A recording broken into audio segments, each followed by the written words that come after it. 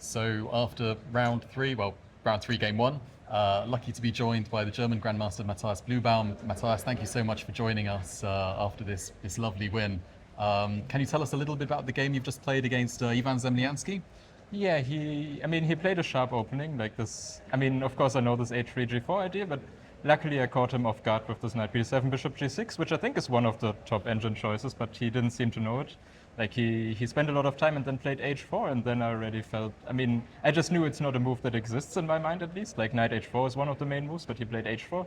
So okay, I felt I should just take the pawn, and from there on, I mean, I was always pressing, like my position was always kind of nice.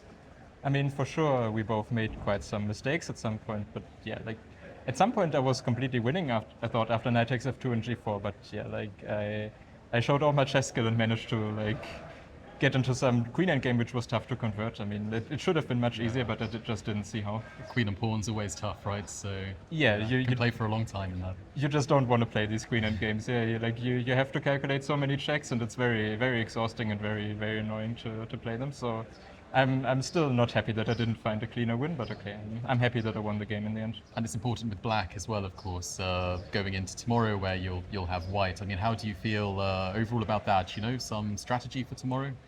I mean, obviously, like tomorrow I'll try to be solid. Yeah. I mean, draw is enough. Like I mean, it's a very nice situation, but of course it's also thanks to my opponent who played like a really sharp game today. He wanted to play for a win with white, I suppose, and yeah, it just backfired. So which is unlucky for him, but I'm pretty sure he'll still give me a huge fight tomorrow. They like invited some chances for you to counterplay and push. Yes. Yeah. Yes. I remember. In the candidates, goodness, we're getting ahead of ourselves here. Yeah. I remember in the Grand Swiss, where you qualified to the candidates, you mentioned that you didn't have a coach at that moment in time. Has that situation now resolved itself? Do you have a coach now? Not for this tournament No, yet. okay. Like all plannings for candidates really start after World Cup is finished.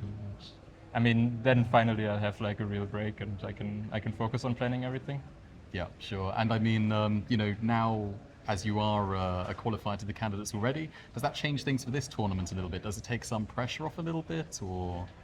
I mean, like normally I never played here with the goal to qualify for candidates. Yeah, I'm normally much too weak for that. So like, I mean, normally I just play here to get far, to play good chess and win some prize money. So like, motivation hasn't really changed. And, okay, I mean, I signed the contract before Grand Swiss, so anyways didn't have a choice. And no, I mean, I quite like the format, but of course it's also very nerve-wracking, like, especially if it goes to tiebreak. Like anything can happen, as we have already seen in quite some matches. Right. Yeah. Quite a few upsets already. With quite a lot of top players out. Does that change anything for the dynamic of the tournament with 5 big names being out? To be honest, I feel it's kind of normal for World Cup. Like this always happens. Yeah. Like any time I played World Cup, like there were always some big favorites basically losing in the first match they played, because everybody who was playing here is incredibly strong at chess. Like there are no easy opponents, and like it's not really surprising that there are some surprises. So yeah, I mean, I don't know. I didn't even really like for now. It didn't influence like my bracket. So yeah, I mean, yeah, I'll see what happens. For now, I just want to win this match and then see what happens. And we were discussing briefly before this as well that the Germans as a contingent are doing very well. Yourself doing well, Keimer doing well, the two Svane brothers doing well, and Donchenko also. Is there a good camaraderie amongst the German players here? Yeah, I mean, we always go to dinner, lunch together, or walk together in the evening. So, I mean, it's kind of nice that everybody is here and that like a lot of them are doing really well. I also wish for them to continue doing well. I mean, now like many of them have tough matches ahead. Like Frederick, for example, is playing Gukesh, but I also don't feel like he needs to hide. So hopefully some of them will continue to do well here. No, absolutely. And just away from the tournament, I noticed the other day online you were playing some puzzles.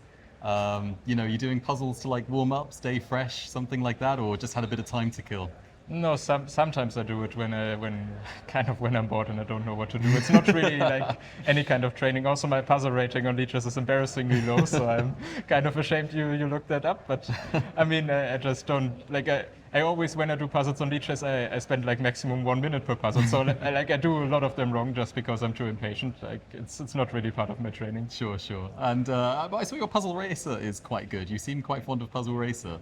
I think you've got a high score there of like 140 or something in Puzzle Yeah, I Racer. mean, my mouse speed is quite decent. So I just, like in Puzzle Racer, I just try to make every puzzle in like 1 or 2 seconds, and like if you have like one lucky streak where everything is correct, then you will have a high score. But yeah, it's just about mouse skill, to be honest, which is not great, but it's decent, I guess. We'll have to organise a match between you and Faustino Oro in Puzzle Races sometime, because he's also quite fond of it. He, I think his high score is around 152 or something. So. Yeah, I mean, these kids are all like very strong, and also they all grew up with online chess, so they also all have good mouse skills. So I'm actually like always scared of like playing these young players. They're all very fast. Yeah, no, absolutely. Well, thank you so much for talking to us today, and yeah, best of luck for tomorrow and the rest of the tournament.